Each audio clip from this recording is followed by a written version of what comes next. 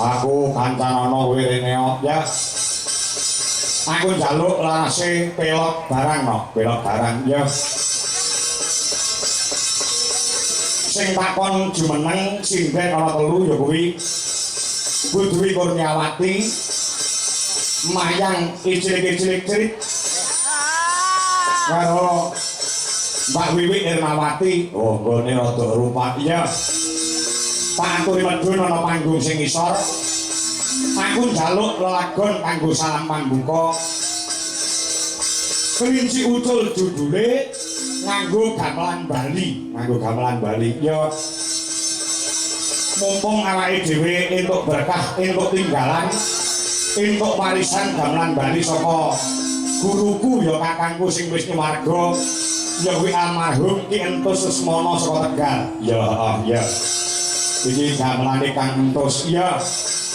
Alhamdulillah aku diwarisi no. Oh ngono ya. Kelinci ucul garap gamelan Bali mah. Monggo penatonaken aku tak merono no. Ya. Kelinci ucul yuk garas.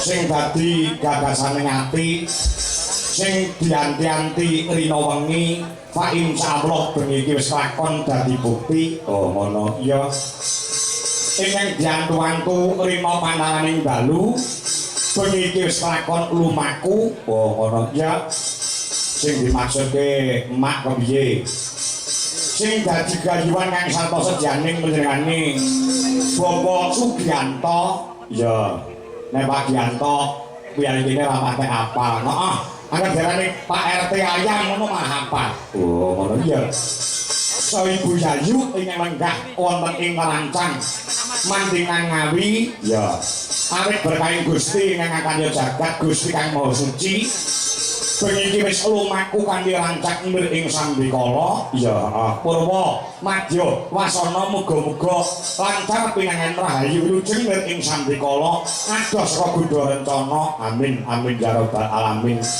pancen ya kaya ngono ya pancen ya kaya ngono oh ya dadi bengi iki awake dhewe sowan ana juragan potong ayam Yogi penjane Bapak Sugiyanto saha Ibu Yayu. Heeh. Aku rene iki ya seneng ya susah.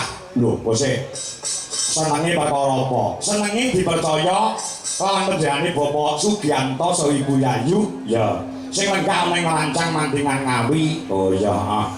Tanpa dipercaya dening penjenengane Bapak Sugiyanto saha Ibu pangeh awake dhewe bisa ngabyantara sowan sak bergodo komplit bengi iki ngabyantara sowan oh mesti nek ora percaya kelawan awake dhewe mesti golek dalang liyane lho oh ngono iya nek gandeng panjenengane cita-citane wis suwe nggone kepengin nekakne awake dhewe sak kanca siji kang den uti supaya awake dhewe bisa ngabyantara sowan bengi iki oh kuwi seneng wong ditangkap uang kok nduk oh ngono iya susahe perkara apa ora ngerti sadurunge nek panjenengane Pak Sugiyanto ki pengusaha potong ayam sing sukses oh ngono ora ngerti nek panjenengane kuwi piyai sugih piyawi luar biasa iso nanggap awake dhewe iso nekakne Niken Salindri sing ragate larang oh jebule panjenengane Pak Giyanto ki nyolong pethek piyaine prasaja piyaine biasa ning duwite akeh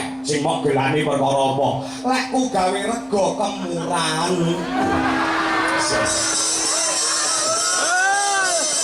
kaya kaya ngono lho aku ora ngerti nek juragan ayam potong nduk lah iya ning ora dadi boyo pengapa oh ngono awake dhewe wis kebacut saguh sesuai kawan pitung sing wis ana tur dasare piyayi utawa Pak Giyanto ki saha Ibu Yayu ki nek tanggung jawab ora umum lho tanggung jawab perkara apa awake dhewe iki wis dilunasi ket 5 sasi kepungkur lunas nas dadi awake dhewe sowan rene kuwi asline sak nyatane nyaur utang ngono iya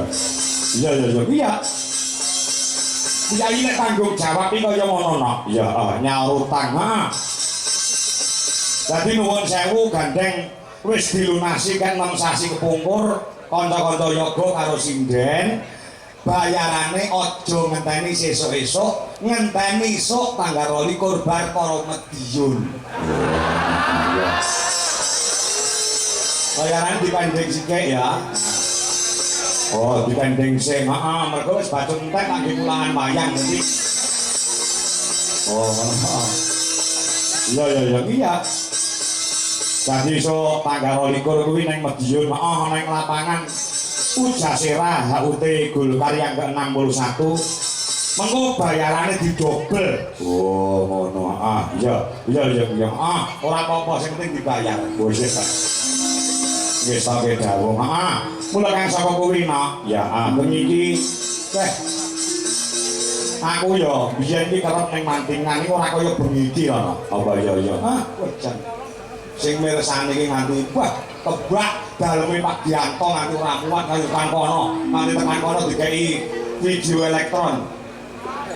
Videotron. Saking penuh, sing nonton akeh, sing nonton akeh ning sing nangkep si arang-arang. Diwiwiti saka penjane Pak Giyanto Kok muga-muga biayi rancang kene tak dongakne kabeh wong rancang sugih kabeh. Amin. Atasane bondo donyane turah-turah. Amin. Awake sehat. Amin.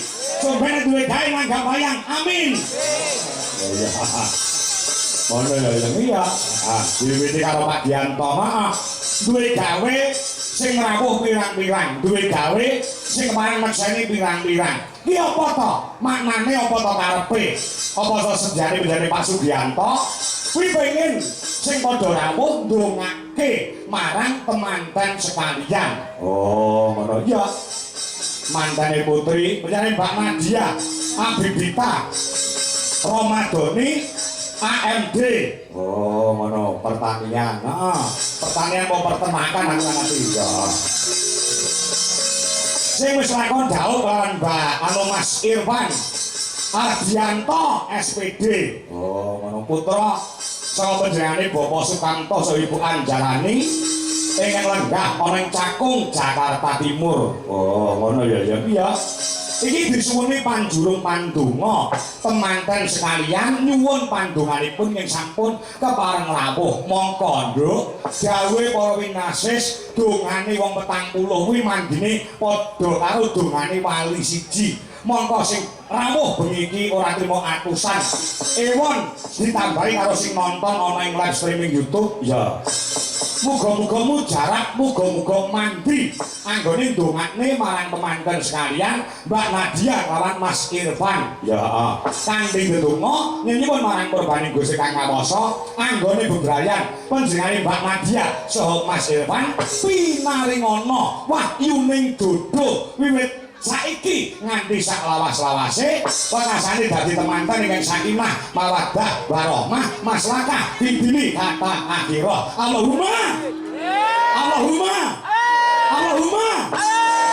ya rabbal alamin. Pancen ya kaya ngono.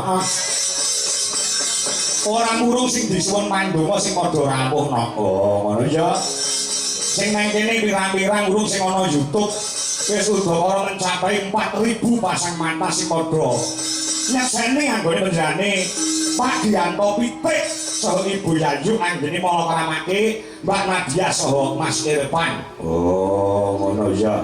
Ya kestoke dawuh yen ngono. Didongakne ya. Didongakne piye? Muga-muga temanten sekalian Mbak Nadia saha Mas Irfan dan dipercaya karo Gusti Allah